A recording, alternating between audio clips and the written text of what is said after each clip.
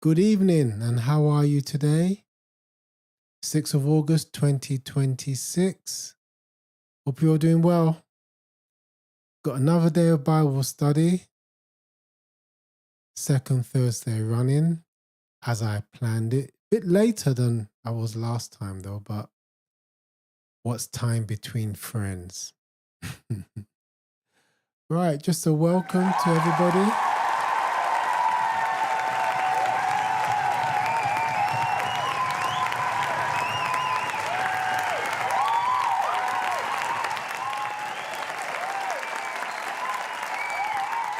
It's always nice.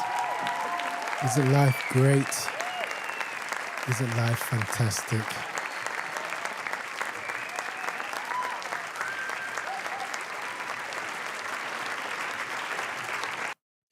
I hope you're in a happy mood today.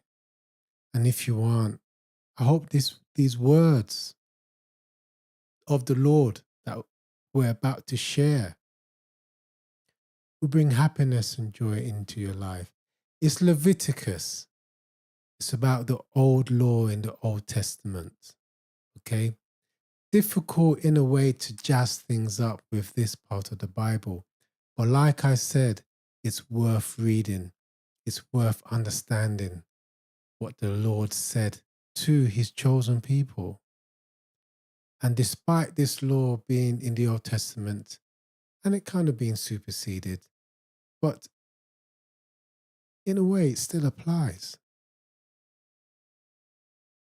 Because we're talking about being just, we're talking about faith, we're talking about obedience. So in those things, we can learn from it, as we did last week and a week before that. There's something to learn, there's something to share, and it's relevant for today. Yep. I'm not saying go and kill a goat or kill a sheep, kill a bull. No. The words that we're being told are important. Yeah, so as I said, I don't think I did say that, but we're going to be going through chapters 9 to 12, and going to bring it up on the screen for you. Why don't we just make a start to this day of Bible study? Any questions, please put them in the chat.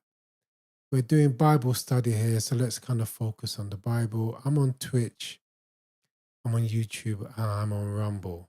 Okay, so I'm saying to my Twitch guys, let's focus on the Bible. We can play games at another time.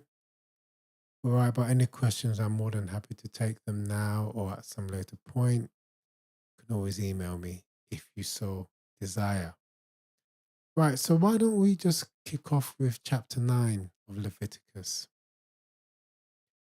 On the 8th day, Moses called Aaron and his sons, and the elders of Israel.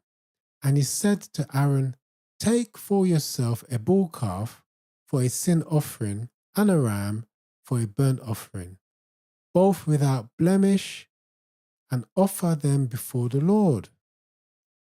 And say to the people of Israel, take a male goat for a sin offering, and a calf and a lamb, both a year old without blemish, for burnt offering, and an ox and a ram for peace offerings, to sacrifice before the Lord, and a grain offering mixed with oil.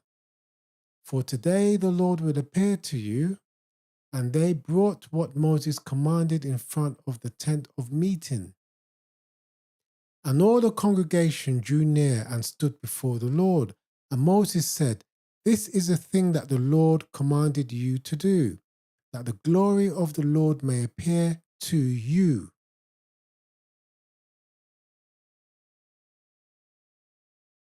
Then Moses said to Aaron, draw near to the altar and offer your sin offering and your burnt offering, and make atonement for yourself and for the people, and bring the offering of the people and make atonement for them as the Lord has commanded. So Aaron drew near to the altar and killed the calf of the sin offering, which was for himself. And the sons of Aaron presented the blood to him, and he dipped his finger in the blood and put it on the horns of the altar and poured out the blood at the base of the altar. But the fat of and the kidneys and the long lobe of the liver from the sin offering he burned on the altar. As the Lord commanded Moses, the flesh and the skin he burned up with fire outside the camp. Then he killed the burnt offering, and Aaron's sons handed him the blood, and he threw it against the sides of the altar, and they handed the burnt offering to him piece by piece. And the head, and he burned them on the altar. And he washed the entrails and the legs and burned them with the burnt offering on the altar. Then he presented the people's offering and took the goat of the sin offering that was for the people and killed it and offered it as a sin offering like the first one. And he presented the burnt offering and offered it according to the rule.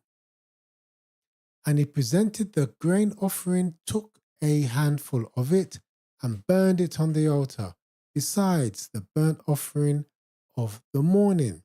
Then he killed the ox and the ram, the sacrifice of peace offerings for the people, and Aaron's sons handed him the blood, and he threw it against the sides of the altar.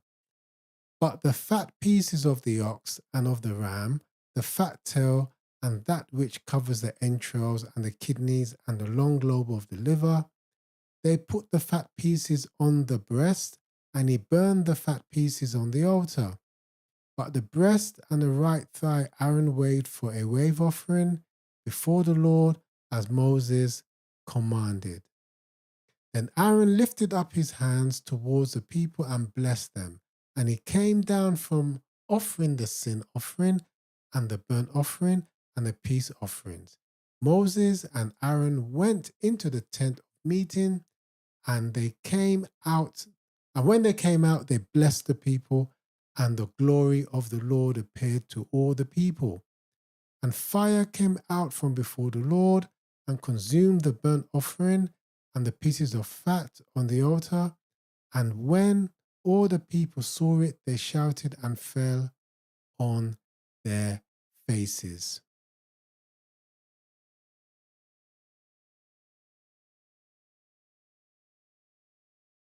That was the first offering that was done in the tabernacle while the people were on their exodus outside, left Egypt, and on their way to the promised land. That was the first offering that the Lord said should be made by Aaron. Let's go forward with Leviticus chapter 10. Now,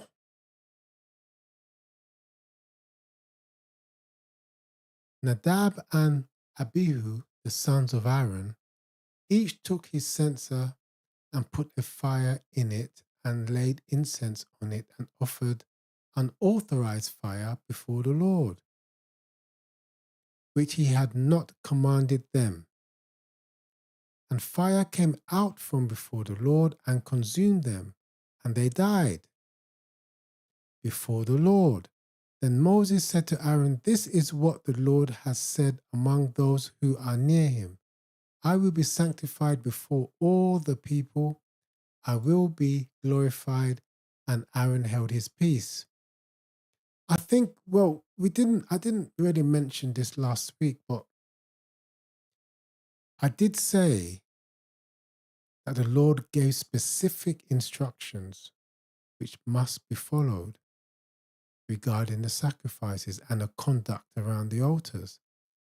And I also did say that if they were not followed, they could cost Aaron his life, because that's what we were told in the previous chapters. And as we can see here, it's cost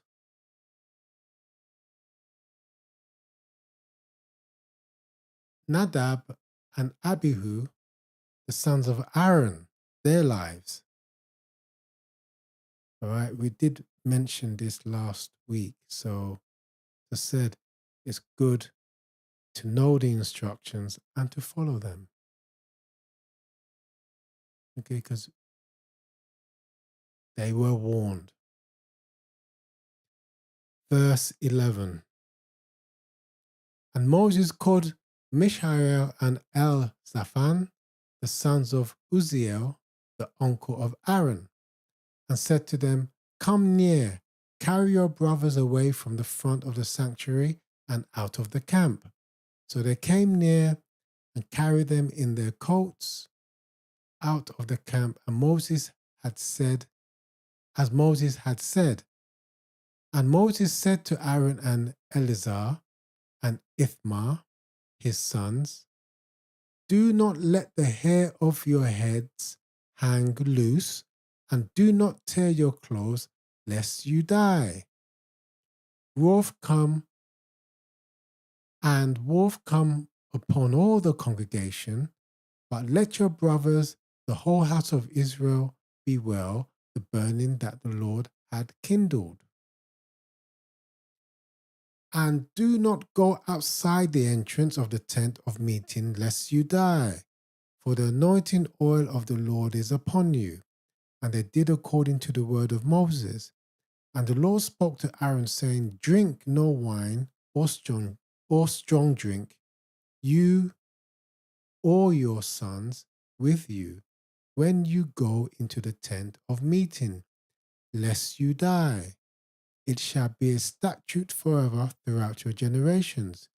You are to distinguish between the holy and the common, and between the unclean and the clean. And you are to teach the people of Israel all the statutes that the Lord has spoken to them by Moses. Moses spoke to Aaron and Eleazar and Ithamar, his surviving sons.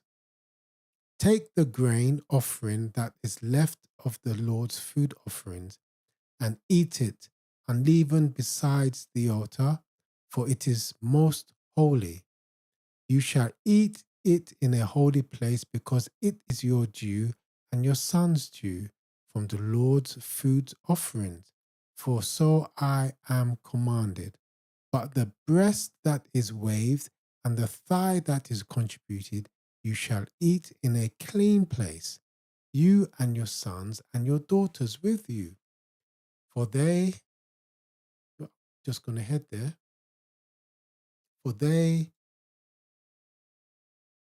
now let's see.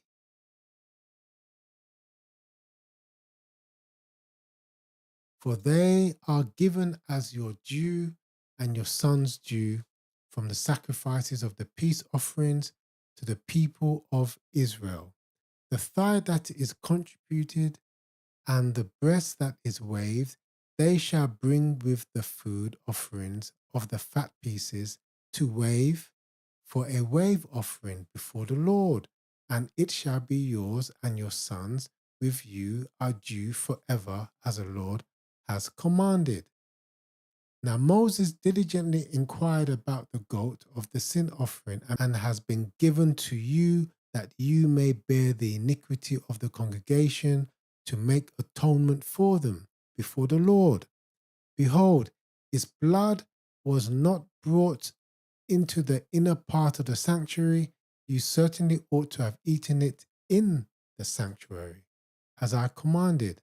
And Aaron said to Moses, Behold, today they have offered their sin offering and their burnt offering before the Lord, and yet such things as these have happened to me. If I had eaten the sin offering today, would the Lord have approved?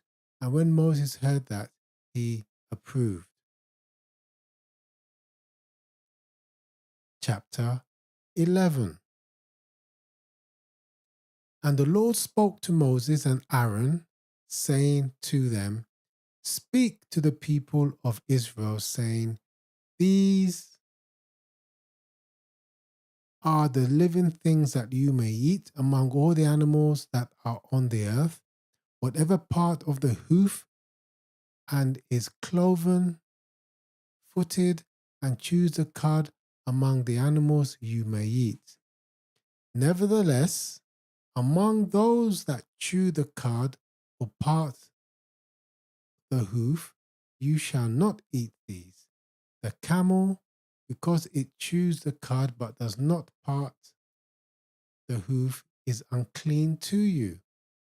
And the rock badger, because it chews the cud but does not part the hoof, is unclean to you. The hare, because it chews the cud but does not part the hoof, is unclean to you. And the pig, because it parts the hoof and is cloven footed but does not chew the cud, is unclean to you.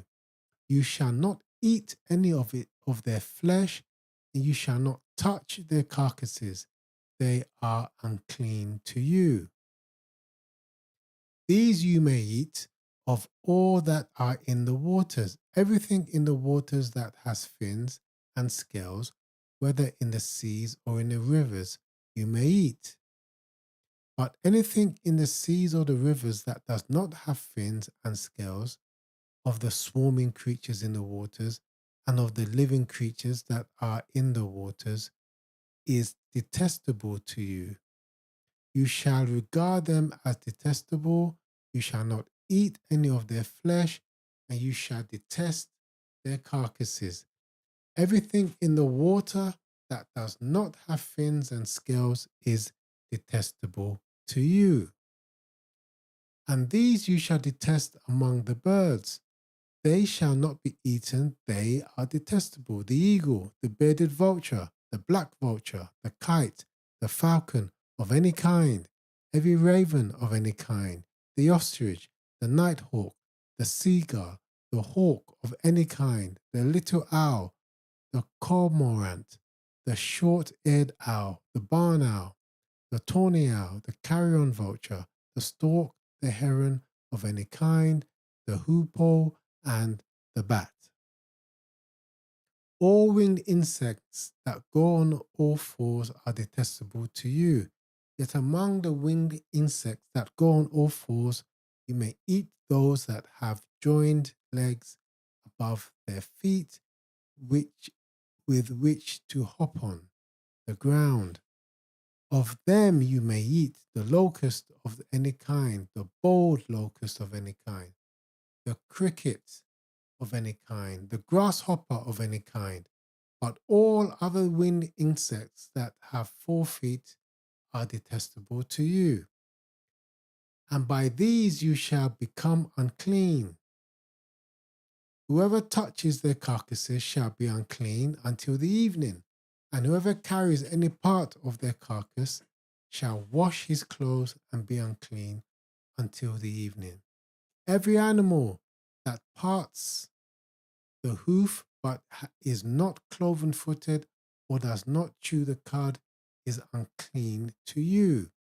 Everyone who touches them shall be unclean, and all that walk on their paws among the animals that go on all fours are unclean to you. Whoever touches their carcass shall be unclean until the evening, and he who carries their carcass shall wash his clothes and be unclean until the evening. They are unclean to you. And these are unclean to you among the swarming things that swarm on the ground: the mole rat, the mouse, the great lizard of any kind, the gecko, the monitor lizard, the sand lizard, the chameleon. These are unclean to you among all that swarm. Whoever touches them when they are dead shall be unclean until the evening, and anything on which any of them falls when they are dead shall be unclean, whether it is an article of wood or a garment or a skin or a sack, any article that is used for any purpose. It must be put into water, and it shall be unclean until the evening. then it shall be clean. And if any of them falls into any earthenware vessel, all that is in it shall be unclean, and you shall break it. Any food in it that could be eaten on which water comes shall be unclean. And all drink that could be drunk from every vessel shall be unclean. And everything on which any part of their carcass falls shall be unclean, whether oven or stove, it shall be broken into pieces.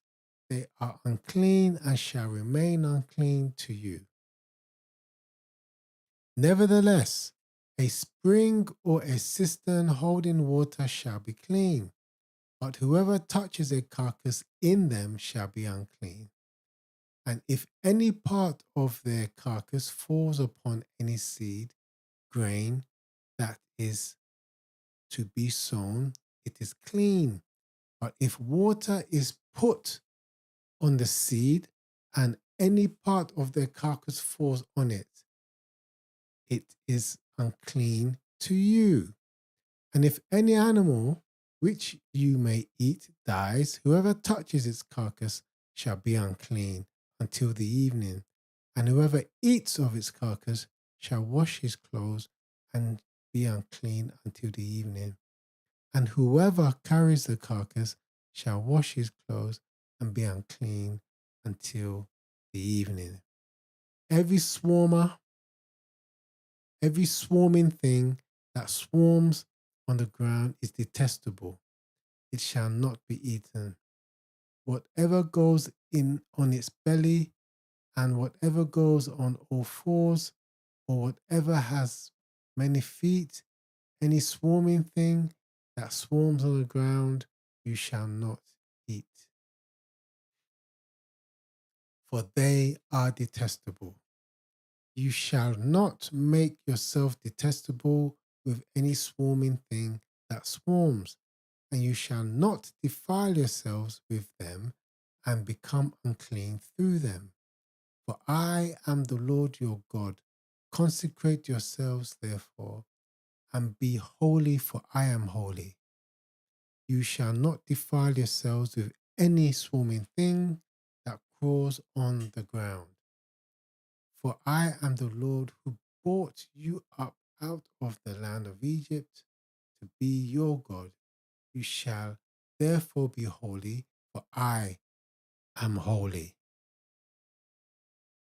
This is the law about beast and bird and every living creature that moves through the waters and every creature that swarms on the ground, to make a distinction between the unclean and the clean, and between the living creature that may be eaten and the living creatures that may not be eaten.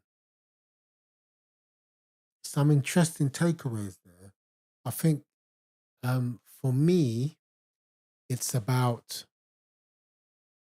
obedience and doing what you're told, basically. I think that probably goes a long way. And where would our obedience come from current day? Well, from the Bible, isn't it? From the Lord's commandments. Listen to them, read them, and take heed to what they tell us and follow them. And in other parts of the Bible, the Lord does tell us how we conduct ourselves. Okay, I've said it's a bit like a workbook on how we should live our lives in this environment that we are in. Okay, because once you start to live those commandments, once you adjust and become a new man, you will see the difference in your life. I'm not talking about financial differences. I'm not talking about a promotion. I'm not talking about a new job, a larger house, bigger car. No, your spiritual development, the closeness that you become to the Lord, your understanding of the Lord's word, your ability to memorize it and understand what's been said. Oh, hi, Bob Elijahs. How are you? Hope you're well. Um, I did answer that question you asked the last time we spoke. I'm doing very well, though. I'm doing fine, thanks. I've done it on one of my streams. I don't know whether you call it. Oh, that is great. I'm feeling fine, buddy. I'm feeling really good. Happy to have you here, joining us. Just going through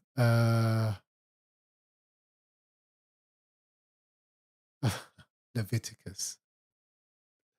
Leviticus chapters 9 to and 12, the old law.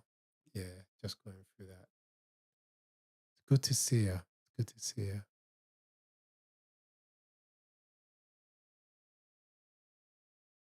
Okay, cool. Yeah. Well, where I am, it's been busy. You know, I'm really happy that I was able to actually do this live stream today, and just a bit later than what I was last week. Well, quite a bit later, but it's happy. I'm really happy to be here. I was just, funny enough, I was just feeling a little bit hazy, but seeing your name in the chat really woken me up now, which is really cool. Oh, well, congratulations. Wow. That is really cool. Can imagine having a newborn. It's been oh, congratulations. Sure. How's the mother? Is the mother doing well? That's really good news, man. And it's your second daughter, so you got two girls. Wow. That is really cool. Oh, great stuff. Well, big congratulations there. Give her a hug from all of us. Welcome to the world.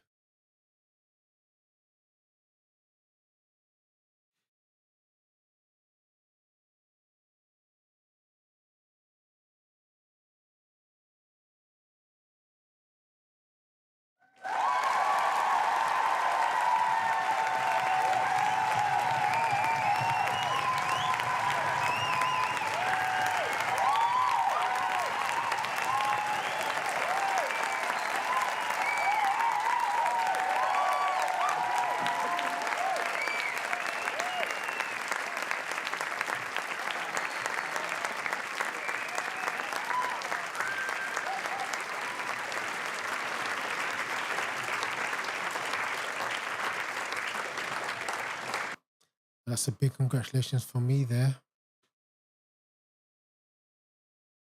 Right. Let's just start at verse 44. Actually, yeah. So what I was saying, no problem, mate. That's a pleasure. No problem. Oh wow.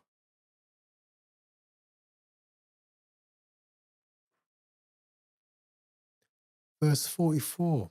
So what I was saying was that with by obeying the Lord's commandments and following his word that he has told us, we will see a spiritual upliftment in our life. As I said, it won't be financial. It could be, but I doubt it. It's not going to be financial.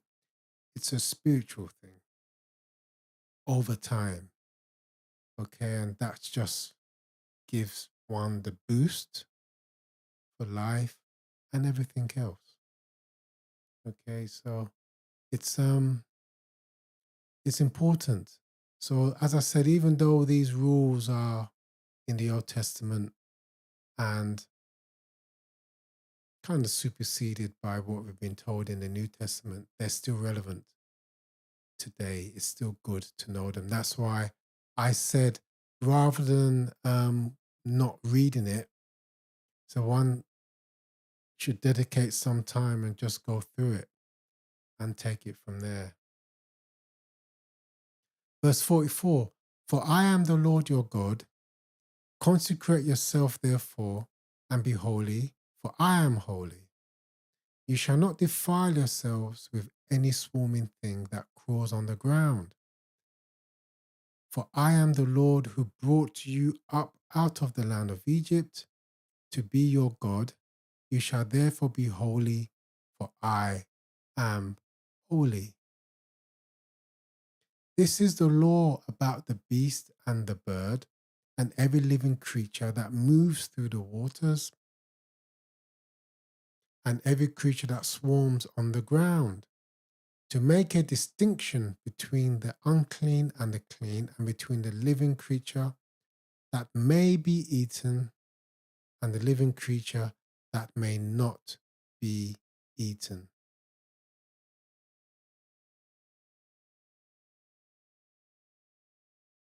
Oh wow, so we're on verse chapter 12. The Lord does mention to the people, to his chosen people, is Israel. He does mention about them being holy and about them being his prophets, because you know when he says the world will be blessed through you. Okay, my understanding of that is that um, because they will be conducting themselves in the way that the Lord had commanded them to, which we know they didn't.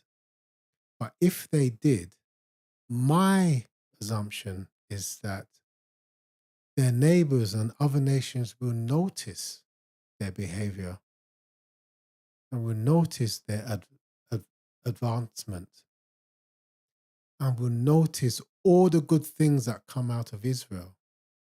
Just, I would term it just the positive vibes, because the Lord has told them specifically how they should conduct themselves. So the other nations would say to themselves, well, look at the Israelites. What's going on with them? How can they live like this? Everything just seems to be perfect. Why don't we go and ask them what's going on? And I assume they would ask and say, well, look, this is the God that we worship. These are the laws that we follow. This is how we conduct ourselves between ourselves, and how we look towards things. They might say, oh, well, that sounds pretty cool. Can we join in? Can we adopt your God? And the answer would obviously be yes. And then they will be blessed as the Israelites were blessed. You know, but as we know now, the Israelites did not conform. They did not follow what they said to God at the foot of the mountain. And over the generations, the Lord came to despise them. Okay. And when we come to Deuteronomy, the Lord does tell them what will happen to them if they do not follow his commandments, because they're his chosen people. And he's told them that in verse 45, and I'll just highlight it here. He says, for I am the Lord who brought you up out of the land of Egypt to be your God. You shall therefore be holy, for I am holy. So that's really important. So it's really necessary to follow the word of the Lord and to obtain holiness. Because I assume that, I mean, if the Lord is holy, he cannot accept for his own people, people who do not follow his word. Because if you do not follow the Lord's words, then the assumption is you're following somebody else's. And that somebody else's is Satan and all the other gods that are around. So It's not a competition. One just can't say, well, I'm going to pick and choose. You have to follow the Lord's word if you are his people, as the Israelites were. And in present day, if we want to enter into the Lord's kingdom, well, we have to obey his commandments. Leviticus chapter 12, our last chapter for today. The Lord spoke to Moses, saying, speak to the people of Israel, saying, if a woman conceives and bears a male child, then she shall be unclean 7 days. As at the time of her menstruation, she shall be unclean. And on the 8th day, the flesh of his foreskin shall be circumcised. So did I miss something there? Okay, no. Shall be circumcised. Then, verse 4, then she shall continue for 33 days in the blood of her purifying. She shall not touch anything holy, nor come into the sanctuary until the days of her purifying are completed. But if she bears a female child, then she shall be unclean 2 weeks, as in her menstruation, and she shall,